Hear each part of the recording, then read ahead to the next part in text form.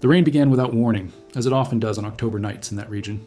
First, a breath of cold wind that bends the branches and raises dust from the road, then an eerie silence, as if the whole world were holding its breath. And then, all at once, a curtain of water so dense it obscures the horizon and turns the ground into a river. Clara was driving her grandfather's old pickup truck, which coughed on every uphill climb and whose engine had the inconvenient habit of dying at the worst possible moments. And that night, as if the universe had a cruel sense of humor, that's exactly what happened. In the middle of a dark rural road with no streetlights, no houses nearby, no cell phone signal, the engine coughed 3 times, sputtered, and died. Clara turned the key once, twice, 5 times. Nothing. Just the sound of the rain hitting the metal like 1,000 impatient fingers. She rested her forehead on the steering wheel and closed her eyes. She didn't cry. Clara was 23 years old and had already learned that crying in the middle of an emergency is a luxury that women like her cannot afford. Women who raise their younger brother alone, who work in the fields from sunrise to sunset, who sell cheese at the Saturday market and sew at night to supplement the money that is never enough. Women who inherited stubbornness from their mother and absence from their father. Women whom the world glances at in passing and forgets before turning the corner. She opened her eyes. She looked at the passenger seat, where the crate of guava jelly jars she had spent the whole week preparing to deliver to the grocery store in the neighboring town was. 60 jars. Each one hand-labeled, in neat handwriting, on a label she herself had drawn with colored pencils. A smiling guava, because Clara believed that even simple things deserve a touch of affection. The grocery store owner, Nusa, had promised to buy them all if Clara delivered them by 8 in the morning. No delays, okay? If you don't arrive on time, I'll buy from Rosalia. She never lets me down. Nusa always spoke like that, as if Clara's punctuality were a question, not a fact, as if she needed to remind her every time there was someone else in line, ready to replace her. Because for people like Clara, a place was never guaranteed. It was borrowed. The rain showed no sign of letting up. Clara picked up her cell phone. No signal, as expected. She tried to start the engine again. The sound that came out was almost human, a metallic groan that seemed to say, "Not today." She looked at the clock on the dashboard. 11:30 at night. The road was deserted at that hour, especially with that rain. The nearest village was 7 kilometers away, and the city 22. There was nothing to do but wait. Waiting was something Clara knew well. She waited for her mother to return from the hospital. She didn't. She waited for her father to appear at Christmas. He didn't. She waited for life to get easier after 20. It got harder. But she waited anyway, because the alternative was to give up, and giving up was the only thing Clara didn't know how to do. She locked the doors.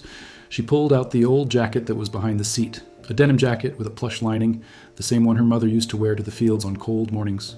It still had a faint scent of lavender, or perhaps it was her imagination, or perhaps it was longing, which sometimes arrives disguised as perfume. She curled up in the seat, hugging the jacket, and watched the rain run down the windshield as if the glass were crying in her place.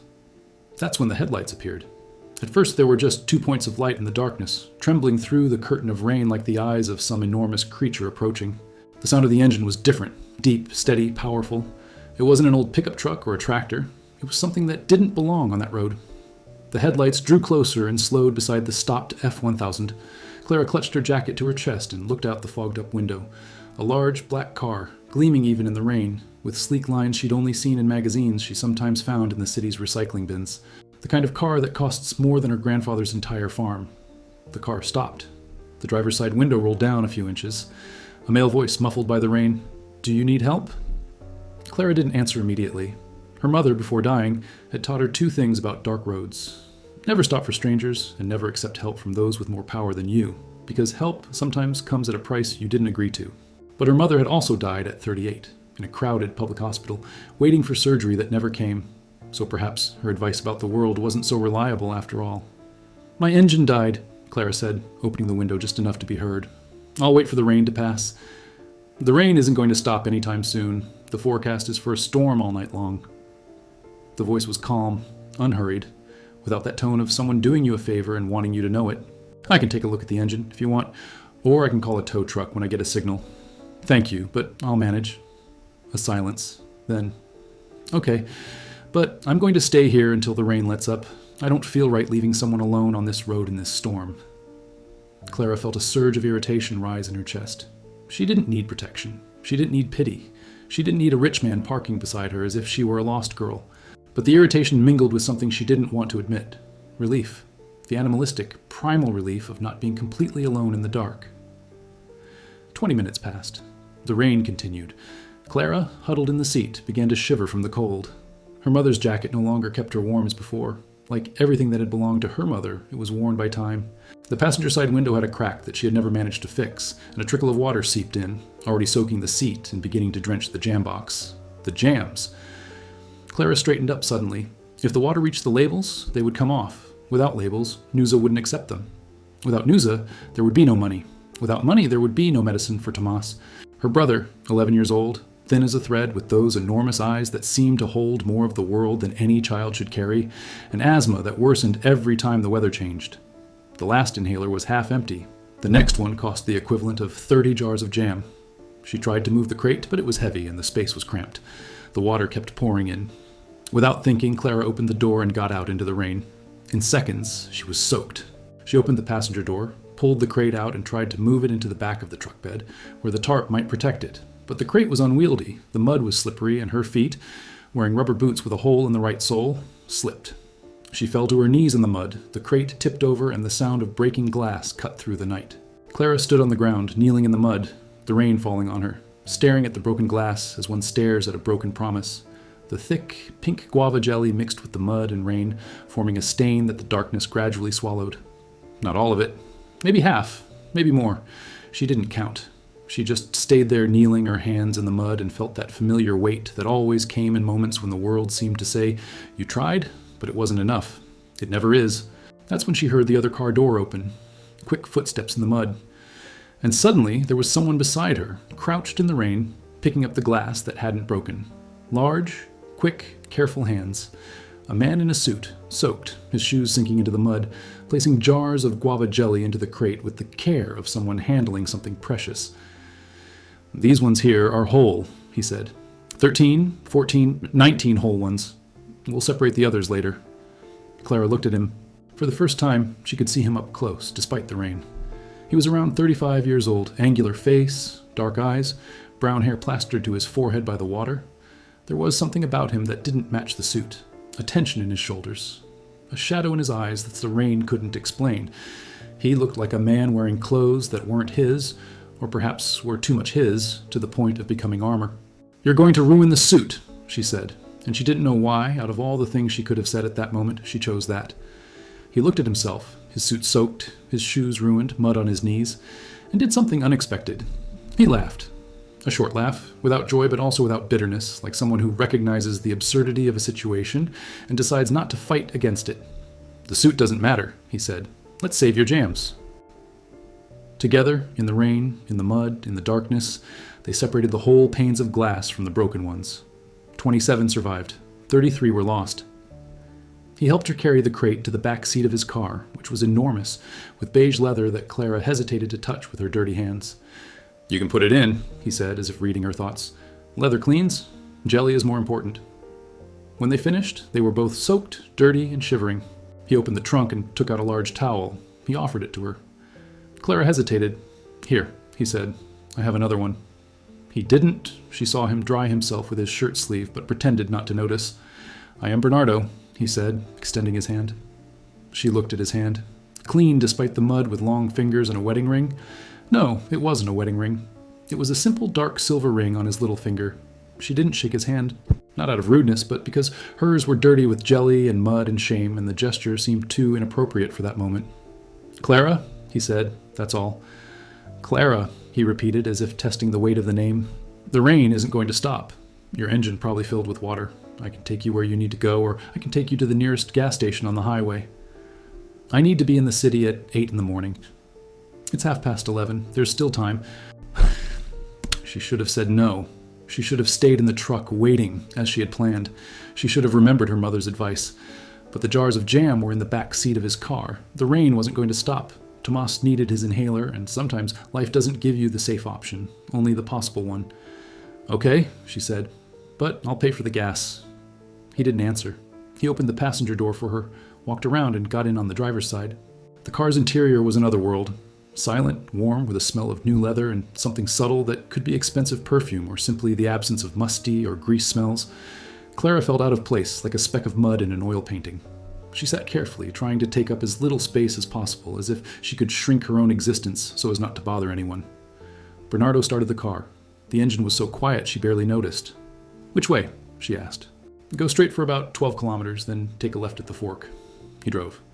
The rain continued, but inside the car it was just a distant, almost comforting sound.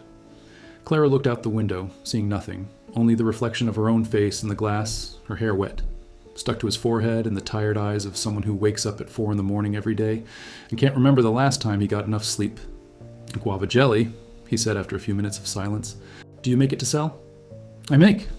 "Are the labels hand-drawn?" "They are." "Was the smiling guava your idea?" She looked at him, surprised that he had noticed such a small detail. "It was." "It's good. It gives it personality." Clara didn't answer.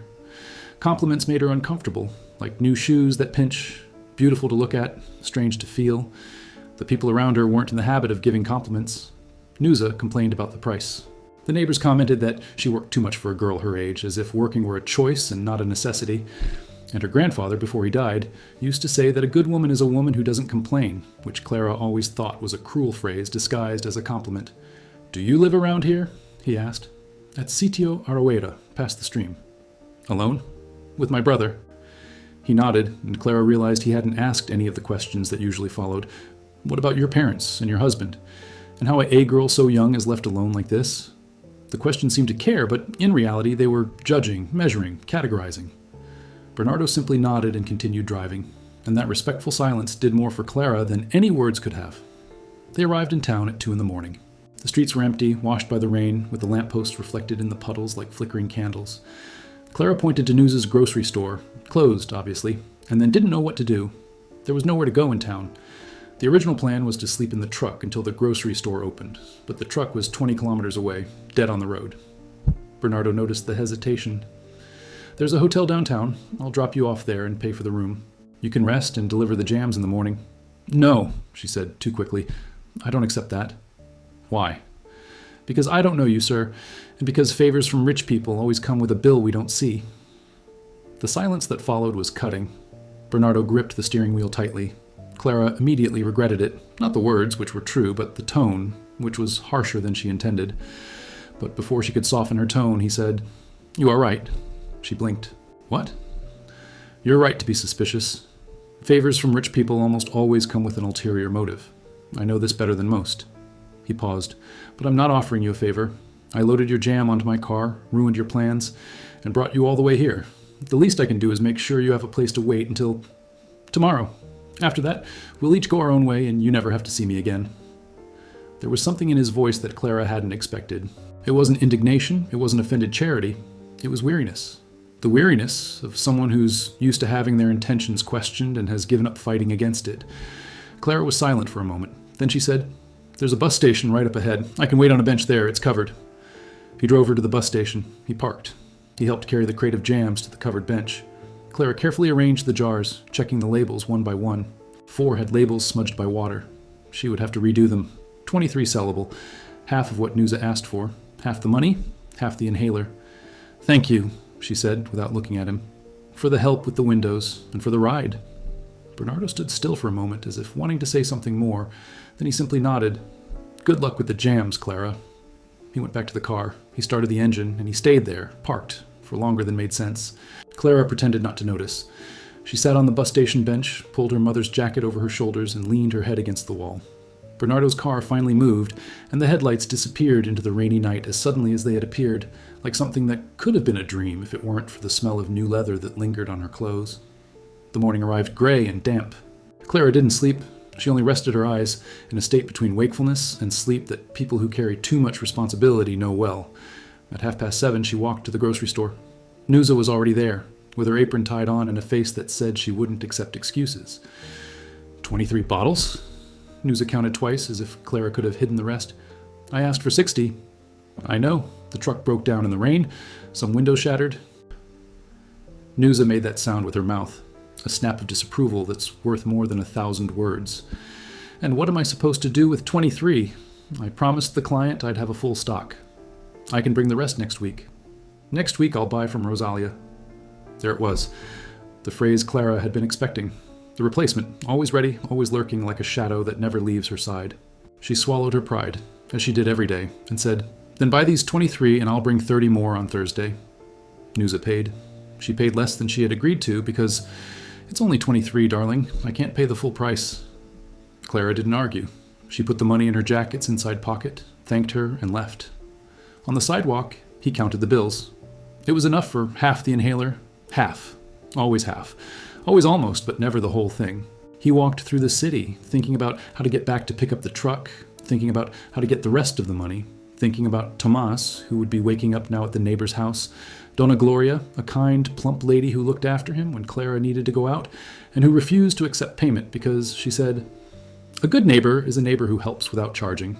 Tomas would be drinking the coffee with milk that Donna Gloria made, that weak, sweet coffee that children like, and he would be looking out the window waiting for Clara to return, because Tomas always looked out the window when she left, as if his gaze could pull her back faster. That's when she saw the black car, parked in front of the only bakery open at that hour, gleaming and absurdly out of place among the pickup trucks and small-town bicycles. And leaning against it, with a coffee in his hand and wearing different clothes, jeans and a simple shirt, as if he'd taken off the costume from the night before, was Bernardo. He hadn't seen her at first. He was staring into nothingness with that expression Clara had noticed the night before, the expression of someone who is present in body but absent in everything else, a visible, palpable loneliness that seemed strange in a man who could buy any company. Clara should have walked straight past. She should have lowered her head and kept walking, because her life didn't include rich men with imported cars and secrets in their eyes. But her feet stopped. And when Bernardo turned his face and saw her, something happened that neither of them had planned. A silent recognition, like two strangers who cross paths for the second time in a place too big for coincidences. Clara, he said. Not as a greeting, but as someone confirming that something is real. What are you doing here? She asked. Buying coffee. At this hour, in this city? He hesitated. Just a moment, but long enough for Clara to realize the answer wasn't simple. I didn't leave, he said. I stayed at a hotel nearby. Why? Because... He looked at the coffee in his hand as if the answer was already there. Because I had nowhere to go. The phrase landed between them like a stone in a still lake. A man with a car like that, in a suit, with a silver ring, who has nowhere to go. Clara felt something stir within her. Not curiosity, but recognition. She knew that phrase. She had thought about it many times on dark nights, when the house was too quiet and her mother's absence filled every corner. Having nowhere to go isn't about place, it's about belonging. It's about existing in a world that hasn't reserved a space for you. She didn't ask anything else. She just said, I need to get my truck. It's on the road, about 20 kilometers from here. I'll take you. It is not necessary. I know it's not necessary, but I'm going that way anyway. They both knew it was a lie. No one went that way. That way was the deepest part of the countryside, dirt roads leading to farms in silence. But it was a gentle lie, and Clara was too tired to fight against gentleness. On the way, the silence between them was different from the previous night. Less tense, more comfortable, like clothes that have been washed and softened. Clara looked out the window. The green fields beyond, the rain, the cows grazing with that bovine calm that always made her think that animals know something that humans have forgotten, the river that cut through the valley and that, after storms like the one that night, became muddy and full, carrying everything it found in its path. You said you make jam, Bernardo said. For how long? Since my mother died, 3 years. He didn't say, I'm sorry. Clara thanked him silently, because that phrase, repeated so many times by so many people, had lost its meaning like a coin worn out by use. Did she teach you the recipe? She taught me everything. Clara looked at her own hands. The recipe, the farm, the sewing, how to take care of children, how to endure when it hurts, everything. And your father? I never had a father. I mean, I did. But the kind who goes to buy cigarettes and forgets the way back. Bernardo paused. My father didn't go to buy cigarettes. He stayed. But sometimes someone's presence is worse than their absence. Clara looked at him. There was something in Bernardo's voice that she hadn't expected. Not self-pity, but a contained, ancient pain that had been silently carried for so long that it had become part of his very being, like a crooked beam that supports the house even though it's flawed. They arrived at the pickup truck. It was there, parked, abandoned, looking smaller and sadder in the gray light of the day. Clara got out and tried to start it. Nothing. He opened the hood, with the familiarity of someone who had done it hundreds of times, and examined the engine. Wet distributor, soaked spark plug. She knew how to fix it, but she needed a dry cloth and time. Bernardo appeared beside her. Can I help? Do you know anything about engines? No. The honesty was so direct, it almost made Clara smile. But I learned quickly. She didn't smile, but something at the corner of her lips moved, an almost promise of a smile that she suppressed. "Hold this here," she said, handing over the dispenser cap. "And don't touch anything shiny." They worked together for half an hour. Clara, her hands covered in grease, explained each piece as if she knew her own language. Bernardo, holding tools and wiping cloths, obeyed instructions with a humility that didn't match the car he was driving. And something happened in that half hour. One of those subtle shifts that change the axis of things without anyone noticing. It wasn't what they said, it was what they did. Two people working together, solving a problem, without judgment, without hierarchy, without the invisible distance that the world places between those who have and those who don't. The engine started. Clara smiled, a small, almost shy, but genuine smile of relief. "There," she said. "She's stubborn, but she works." "He looks like someone I know," Bernardo said. Clara pretended not to hear, but she felt her face grow hot, and she looked away toward the engine as if there was something very important to check there. They should have said goodbye then. The truck was running, the road was clear, each had a direction to go, but Bernardo didn't move. And Clara, with her hands on the edge of the hood, realized he was looking at her with an expression that wasn't desire, wasn't curiosity. It was something quieter, something that seemed to say, "I don't want to leave, but I don't know how to ask to stay." "There's a tire shop in the village," she said, without knowing why. "Tonho can change the tire that's wrong for you." Bernardo looked at the tire. It was perfect. They both knew it. "Good idea," he said. And so, without either of them admitting what they were doing, the rich man drove the old pickup truck down the road, toward the village where Clara lived, a place called Arawera, named for the enormous trees that shaded the road and whose seeds, the ancients said, brought good luck to whoever carried them in their pocket. Arawera was the kind of place that maps forgot. Some 30 houses scattered among hills, a small white church with a cracked bell, a dirt soccer field, and a little shop that was simultaneously a bar, a pharmacy, and a meeting point. People knew each other by name, by the way they walked, by the sound of their cough. They knew who was sick, who had argued with their husband, who had harvested the most coffee that month. And they knew, above all, that Clara was that girl who was left alone with her brother after Lourdes died, and that she was both pitiful and a source of pride, because she hadn't asked anything of anyone, and yet still kept the house standing. When Clara's pickup truck entered the village, followed by the shiny black car, the effect was immediate. Donna Gloria, who was sweeping the sidewalk, stopped with her broom in the air. So Zeka, the owner of the small shop, came out to the door with a countercloth over his shoulder. Even Taniko's dog, who was sleeping under the mango tree, raised his head with unprecedented interest. Clara parked in front of the house, a simple brick building with an asbestos roof, a garden of pots made from paint cans, and a narrow porch where a clothesline full of clothes was drying. The sun was finally appearing. Tomas showed up at the door before she turned off the engine. 11 years old, thin, with crooked-rimmed glasses and a smile that could light up entire rooms if someone gave him the chance. "Clara," he ran to her and hugged her with the disproportionate force of a child afraid of being alone. She hugged him back, and for a moment, there in the dirt yard, with the weak sun and the smell of coffee coming from Donna Gloria's house, the world made sense again. Thomas was the center of everything, the reason for waking up at 4, the reason for making 60 jars of jam, the reason for not giving up. Then Thomas saw the car, and Bernardo, who had parked at a respectful distance as if not wanting to intrude. "Who is that, Clara?" "Nobody," she said. "A young man who gave me a ride." Tomas looked at Bernardo with the unfiltered curiosity of children. He let go of Clara and walked to the car. "Wow, is this your car?" Bernardo rolled down the window. "Yes." "What year is it from?" "From this year." How much does it cost?" "Thomas!" Clara grabbed her brother by the shoulder. "That's not the question." Bernardo looked at the boy, and something in his face softened. A softness Clara hadn't seen before, like ice beginning to melt at the edges. "It costs more than it should," he told the boy, "and it's worth less than it seems." Tomas didn't understand the sentence, but Clara did, and she looked at Bernardo with a different gaze, as if readjusting her lens and seeing something she hadn't seen before. Tonho's tire shop was at the end of the street, under a giant mango tree that served as a roof. Tonho was a quiet man of few words, and many mechanical talents, who had the rare ability to fix anything without asking questions. He inflated Bernardo's tire, which didn't need it, and charged a sum that Bernardo paid without arguing. "There you go, boss," said Tonho, and the word boss made Clara shrink inwardly, because it reminded her that the world saw Bernardo in a way she was beginning to question. Bernardo should have left. The tire shop was the last excuse, but when he returned to the car, Tomas was sitting on the hood of Clara's truck, sketching in a notebook, and he looked up and said, "Hey, want a coffee? Clara makes the best coffee in the world."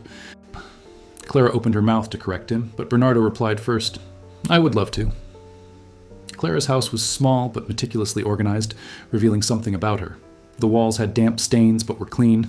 The furniture was old, but each piece had its place. In the kitchen, the jam jars, ready for the next delivery, were lined up on the shelf like soldiers waiting to march. And in the corner, on a makeshift table made of crates, was what seemed to be Tomas's personal altar.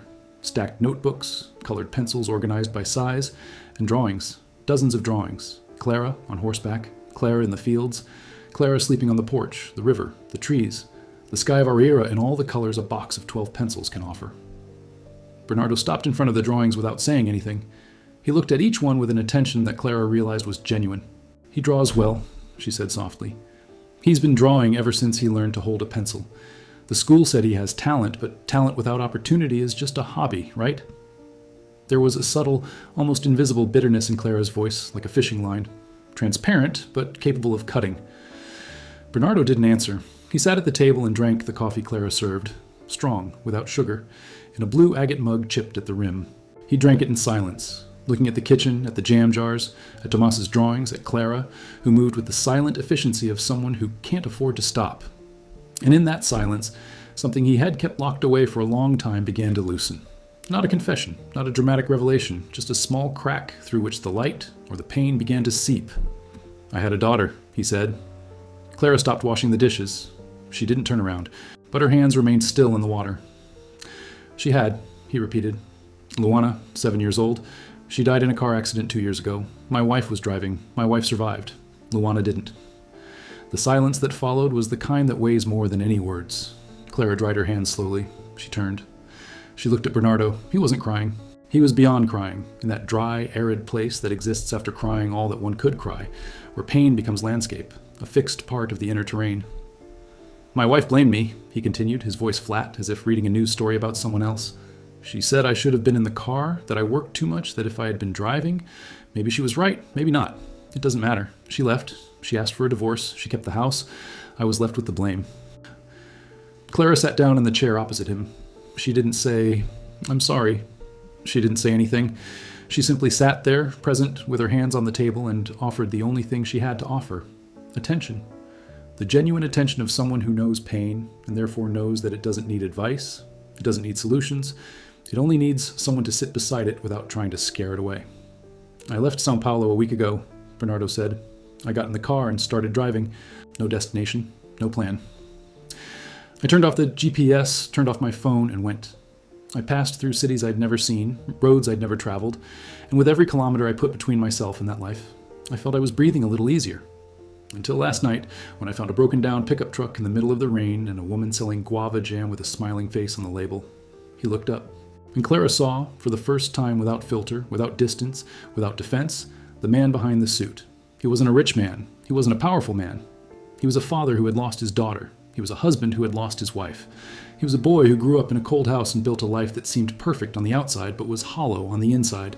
He was someone who had driven 1,000 kilometers running from himself and stopped on the road because he saw a light in the darkness. An old pickup truck with someone inside who was also alone. "You didn't need to tell me that," Clara said. "I know, but you asked me why I didn't leave, and that's the answer. I didn't leave because I have nowhere to go back to. The company operates without me. The apartment is just an address. And the only person who made me want to come home is no longer there." Clara felt her throat tighten. Not for herself, for him. For that exposed pain that asked for nothing. It simply existed, like an open wound that no one cared for, because its owner was too busy taking care of everything else. Tomas appeared in the kitchen at that moment with his notebook under his arm and a pencil behind his ear. "Clara, I'm hungry." The interruption broke the moment like a dry branch snapping in the silence. Clara stood up, relieved and at the same time reluctant, and began to heat up lunch: rice, beans, sautéed pumpkin. Simple, honest food, which Bernardo ate as if it were his first real meal in years. And perhaps it was. Bernardo stayed that day, and the next day, and the day after that, not because someone asked him to, not because there was an explicit invitation, but because our era did to him what he does to everyone who arrives without haste. He absorbed him. He slept at Dona Gloria's boarding house, which had a vacant room since her eldest son went to the city and never returned. He paid in advance, and Dona Gloria, who wasn't one to accept strangers but did accept money, gave him a clean room with a window overlooking the backyard, where a jaboticaba tree bore sweet, black fruit that Bernardo didn't even know existed. The rumors began on the second day. In a small town, The presence of a rich man is like a stone thrown into a still lake. The ripples reach all the shores. At the counter of Zeka's little shop, the theories multiplied. You must be a farmer wanting to buy land. He must be a city inspector. He must be a fugitive criminal. And the cruelest one said in a low voice, but loud enough for Clara to hear, he must be Clara's lover, who's now selling herself to a foreigner. Clara listened. She pressed her lips together, and she kept walking with the box of jams in her arms and her spine straight as a stake planted in the ground. Because gossip is like the wind, it pushes, but only knocks down those who have no roots, but it hurt. The words stung like pebbles in her shoe, small but constant, impossible to ignore. It hurt because Clara knew her reputation was all she had. In a community where a single woman with a younger brother was already a reason for disapproving glances, the presence of a strange man was like dynamite. And more than anything, it hurt because a part of her, the part she locked away, the part that woke up in the middle of the night wanting not to be alone, the part that looked at couples at the market and felt an emptiness that no jam could fill, that part wondered if the rumors weren't wrong in form, but right in essence. Because she was indeed feeling something for Bernardo. And that scared her more than any gossip. Bernardo, oblivious to the rumors, or perhaps pretending to be, spent his days exploring Aurora with the genuine curiosity of someone discovering a new world. He talked to Tonho about engines. He helped Sozeka fix the jammed door of his little shop. He sat in the square and listened to the stories of old Anacleto, who was 92 years old and swore he had once seen a jaguar by the stream. And every afternoon, without fail, he appeared on Clara's porch with some excuse to return a mug, ask the name of a plant, bring a package. A bag of colored pencils for Tomas that he found at Zeka's little shop, even though they both knew that Zeka didn't sell colored pencils and that Bernardo had gone to town to buy them. Tomas clung to him with the speed with which children cling to those who give them attention. And Bernardo, in turn, looked at Tomas with a tenderness that was impossible to feign, the tenderness of a father without a son looking at a son without a father. He would sit on the floor next to Tomas and draw together, with the artistic skill of a potato, whatever he was doing. Tomas laughs with that childlike laugh that is the purest sound there is. Clara watched from afar. I watched while hanging clothes on the line, while stirring the pot, while sewing by the lamplight. And each day, the wall she had built to protect herself cracked a little more. Not because Bernardo said the right things or made the right gestures, but because he was there, present, constant, without asking for anything in return. And for someone who has seen people leave their whole life, the mere presence of someone who stays is the most powerful declaration there is. On Friday night, Tomas's inhaler ran out. Clara knew the moment she heard his breathing change, that thin, high-pitched wheeze that sounded like a rusty door opening and closing. It was dawn. She got up, turned on the light, and saw her brother sitting on the bed, his eyes wide and his hand on his chest, struggling to breathe. The fear on his face was the kind of fear children shouldn't know, the fear of his own body, the fear of not being able to do the most basic thing there is. Clara grabbed the inhaler. Empty. She shook it. Empty. She opened all the cabinets. She searched every drawer. Nothing. The nearest hospital was in town, 22 kilometers away on a dirt road. The truck had just enough gas. And it was 2 a.m. She was getting her brother dressed to go out when she heard a knock at the door. She opened it. Bernardo was there, barefoot, with his shirt untucked, and his hair was disheveled. Donna Gloria had woken him up when she heard the noise at Clara's house. What happened?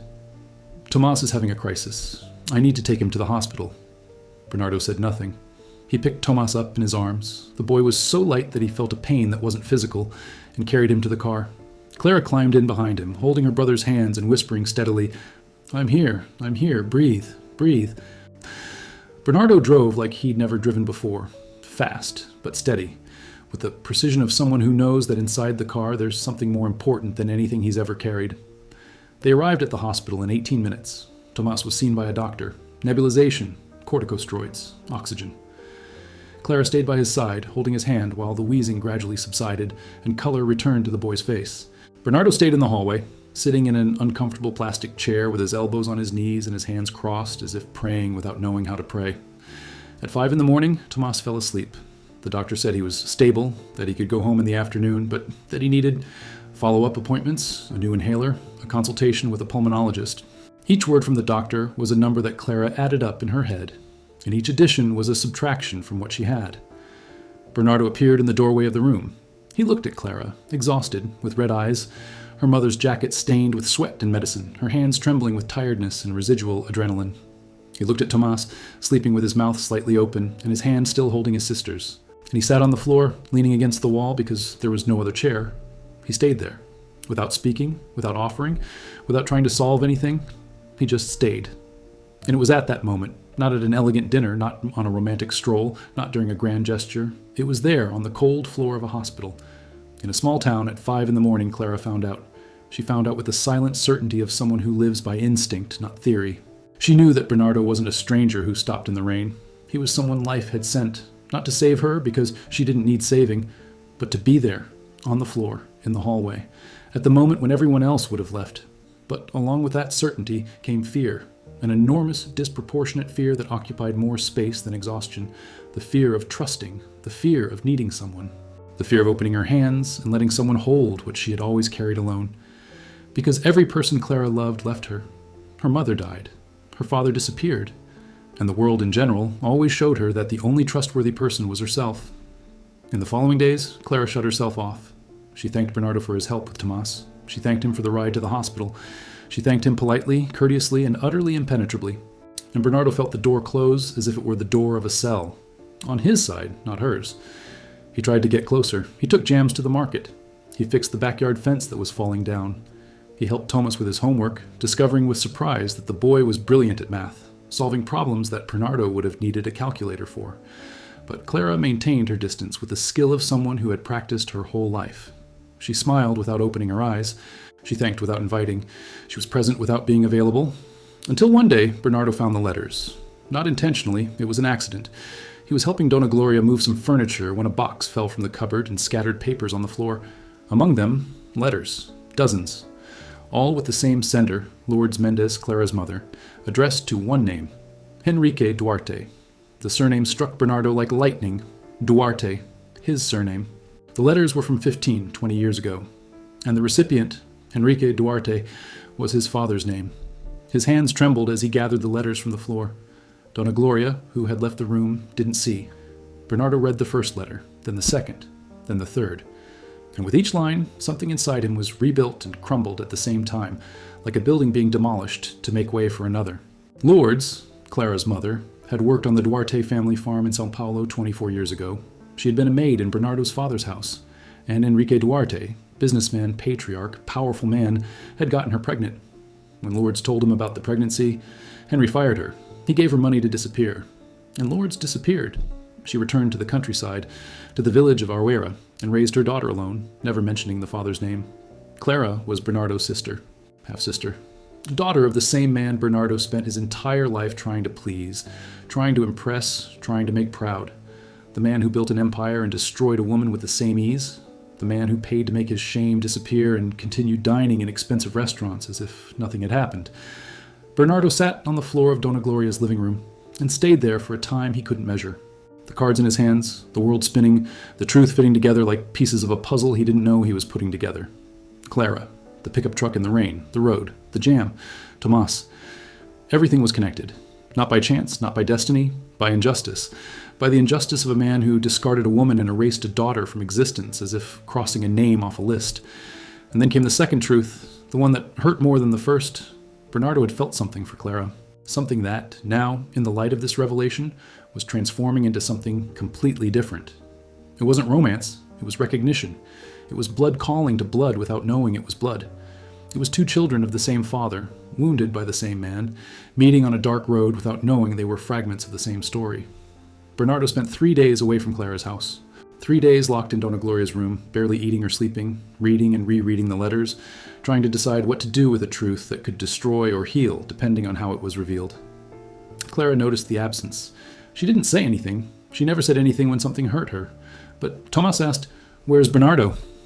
And her brother's question, simple and direct as only children can be, made Clara feel the absence she refused to admit. On the 4th day, Bernardo went to Clara's house. It was late. The sun was setting, painting the sky that orange that, in Aruera, seemed more intense than anywhere else in the world.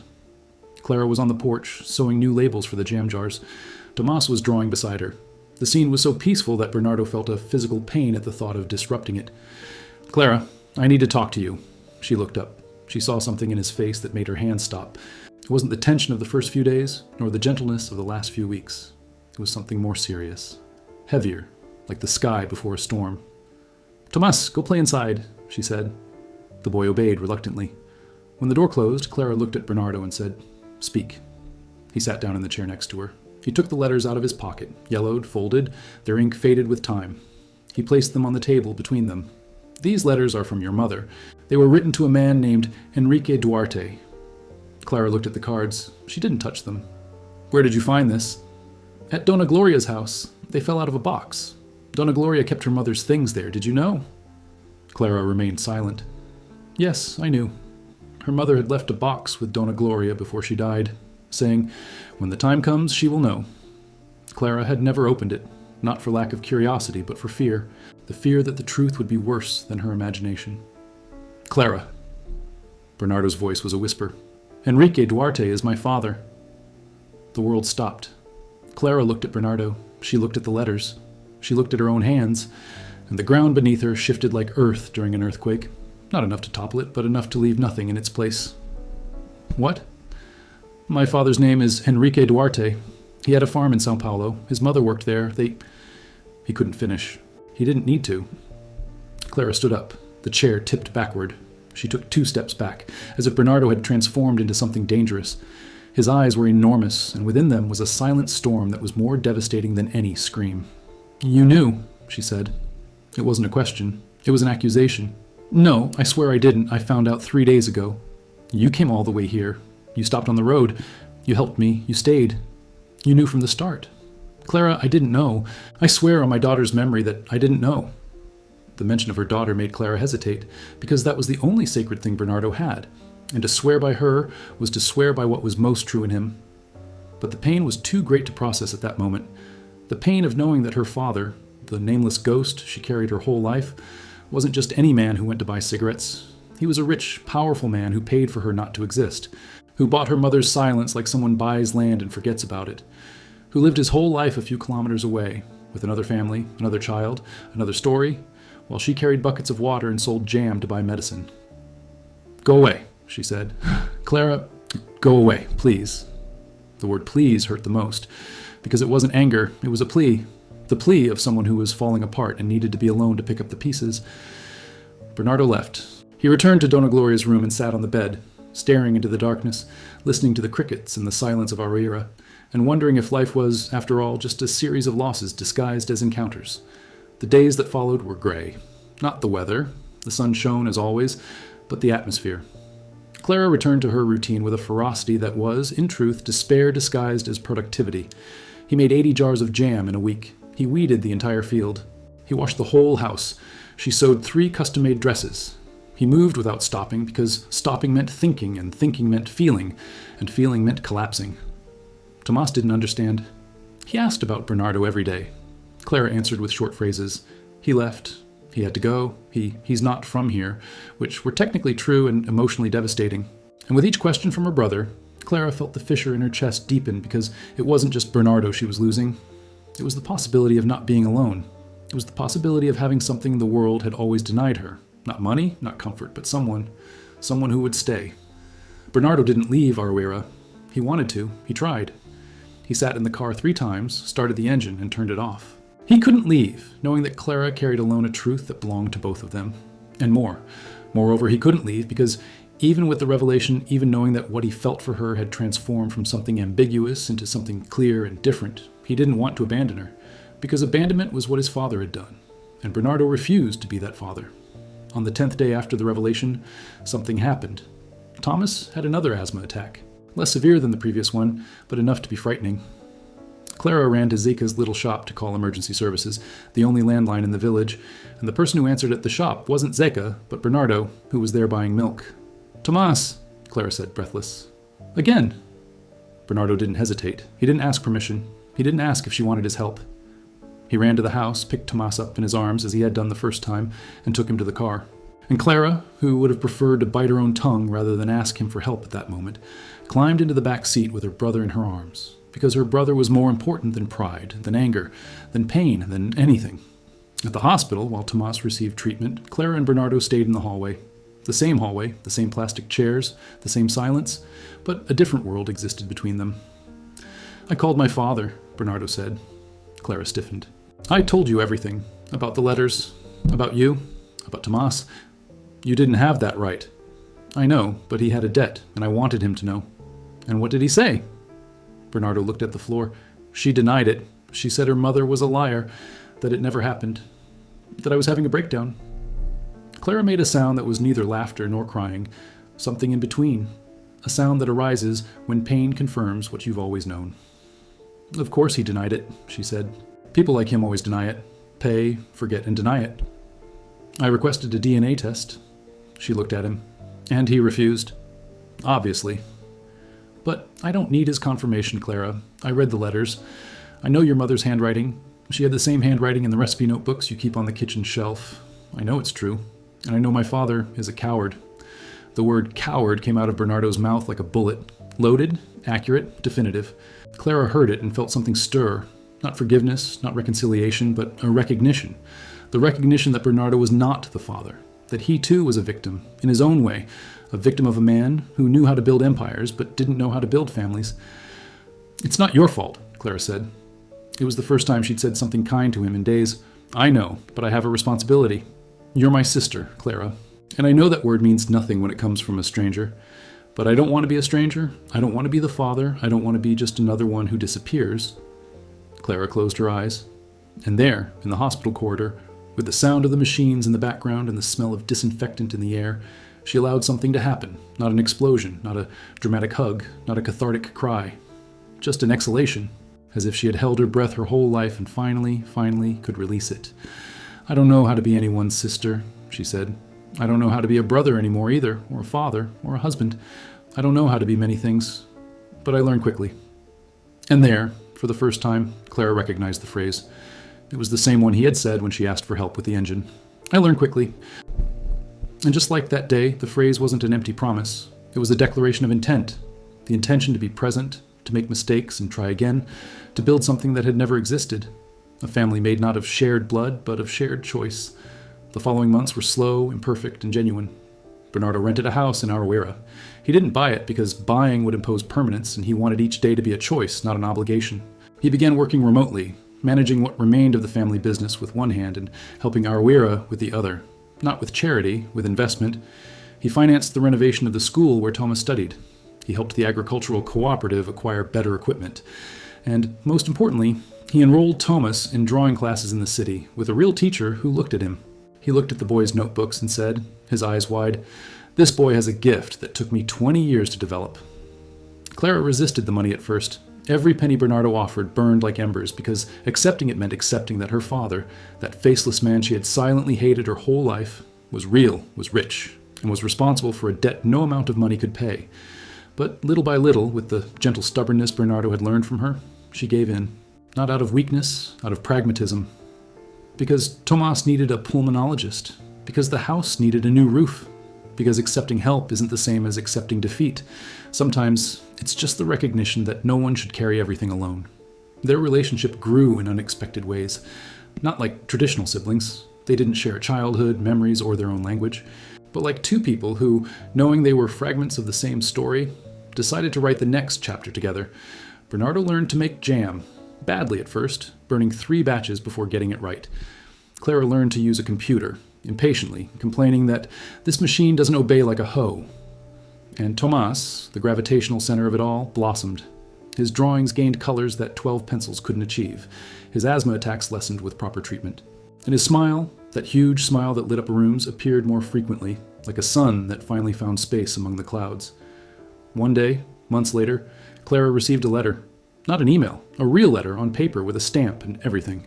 The sender was Enrique Duarte, the man who had been nothing but an absence her whole life. She held the envelope for a long time before opening it. Her hands trembled, and she hated that they trembled, because trembling was giving power to someone who didn't deserve it. The letter was short. It didn't ask for forgiveness. Men like Henry don't ask for forgiveness. But it acknowledged his guilt. In dry, formal words, almost legally, he acknowledged that Lord Mendes had worked in his house, that there had been a relationship, and that he was willing to discuss the terms of compensation. The word compensation made Clara laugh, a bitter, dry laugh that sounded like a branch breaking. Compensation. As if 23 years of absence, of poverty, of struggling alone, of losing her mother without having a father, could be compensated with a check. She showed the letter to Bernardo. He read it silently. When he finished, he said, "What do you want to do?" "I want to burn this letter." "Then it burns. But Tomas needs the treatment." Tomas is already receiving treatment. I'll take care of it. I don't want your money, Bernardo. I don't want any Duarte's money. The money doesn't belong to my father. It's mine. And I'm not giving it to you out of pity or guilt. I'm giving it to you because Tomas is my nephew, because family takes care of family. The word family hung in the air of the kitchen like the steam from coffee. Clara looked at it as if it were a strange fruit, unknown, possibly dangerous, but tempting. She had never had a family besides her mother, her grandfather, and Tomas. The idea that someone would choose to be her family, not out of blood obligation, but by decision, was both terrifying and the most beautiful thing she'd ever heard. She burned the letter on the wood-burning stove with steady hands. She didn't answer Henrique. She didn't accept the compensation, not because she didn't need the money, but because some debts can't be paid with money. Figures, they are paid with presence, with choice, with the daily act of showing up and staying, and Henrique Duarte had never done any of that. Time passed, as time does, indifferent to the pains and joys of humankind. Aurrera changed little by little, not with the violence of urban progress, but with the gentleness of those who care without haste. The school was renovated. The cooperative began exporting coffee to the big city. Tonho opened a real workshop, with a roof and everything. And Clara's jam, with the smiling guava on the label, began to be sold not only in News's grocery store, but in gourmet shops in the capital. Where people paid 10 times the price Nusa paid for something Clara made with the same hands, in the same kitchen, with the same love. Bernardo stayed, not as a visitor, not as a benefactor, not as the rich man who descended to the interior on a whim. He stayed as part of it. As someone who belonged, not because he was born there, but because he chose to be there. His skin lightened less and darkened more. His hands, once soft, now had calluses. His voice, once calculated, now had the lazy rhythm of someone who is in no hurry because he knows that what is important doesn't escape him. He still had money, he still had the car, although he used it less because in Aroera, most destinations were within walking distance. But the money, which was once all he had, was now just a tool. What he truly had was a stubborn sister, a brilliant nephew, and the certainty that, for the first time in his life, he was exactly where he should be. On a Sunday in June, there was a traditional June festival in the church square. Bonfire, foro music, pamonha, a type of corn cake, paper flags cut by hand by the school children. Tomas presented a huge drawing he had made for the decoration, a mural of Aroera wood seen from above with each house, each tree, each person represented, with a precision and care that made people stop and look and remain silent for a moment because true art does that. It makes people stop. Clara stood beside the mural, wearing the blue dress that had belonged to her mother, the same dress, patched so many times that it was more patches than anything else. What a dress, but she wore it not out of vanity, but out of love. Bernardo was on the other side of the square, talking to Tano about some kind of engine, and Tomas was running with the other children, laughing, stumbling, being a child. Just being a child, weightless, fearless, without a hissing in his chest. And at that moment, with the bonfire crackling, the foro music playing, the stars appearing one by one in the Aurrera sky like points of light in a Tomas painting, Clara looked around and felt something she couldn't immediately name. It wasn't happiness, because happiness is too big and too imprecise a word for what she felt. It was something more modest and deeper. It was the feeling that, for the first time, the ground beneath her feet was firm, that there were people who wouldn't leave, that the solitude that had been her most faithful companion for 23 years was finally, little by little, learning to share space with something new. Bernardo crossed the square and stopped beside her. He looked at the mural. He looked at Tomas. He looked at Clara. "Your mother would be proud," he said. Clara looked at him, and in his eyes, those dark eyes she had first seen through a fogged window on a rainy night, there was no longer any shadow. There was still pain, because the pain of losing a daughter doesn't go away, but there was also something that hadn't been there before. A presence, a root, the gaze of someone who had stopped running and decided to plant. "Your daughter, too," Clara said. Bernardo blinked. His eyes shone and he turned his face away, because even men who have learned not to hide their tears sometimes need a moment. Clara didn't touch him. She didn't hug him. She just stood there beside him as he had stood beside her on the hospital floor that morning. Present, without words, without the need for words. Tomas appeared running with a piece of pomona in his hand and cornmeal on his face. "Clara? Bernardo, come dance." Clara looked at Bernardo. Bernardo looked at Clara. And something in that look, something that wasn't romance, wasn't blood, wasn't obligation, but was stronger than any of those things, made them smile at the same time. Not a big smile, not a commercial smile, a small, genuine smile, the kind that's born not on the lips, but in the ribs, deep down, where we keep the things that truly matter. "Let's go," Clara said, and off they went. the three of them, to the center of the square where the bonfire illuminated everything with a warm orange light, and the Faroe music played, a song that spoke of longing and return, and people danced without choreography, without technique, without shame. Clara danced with Tomas in her lap, and Bernardo danced beside her, clumsy as always, missing steps, laughing at himself. And all around, Arouera watched, Dona Gloria with her hands on her hips and a satisfied smile, Seu Zeca serving coffee at the makeshift counter, Tonho clapping out of rhythm, old Anacleto telling anyone who would listen that he once saw a jaguar dancing foro by the stream. Night wore on. The children fell asleep in their mothers' laps. The bonfire dwindled to embers. The music slowed.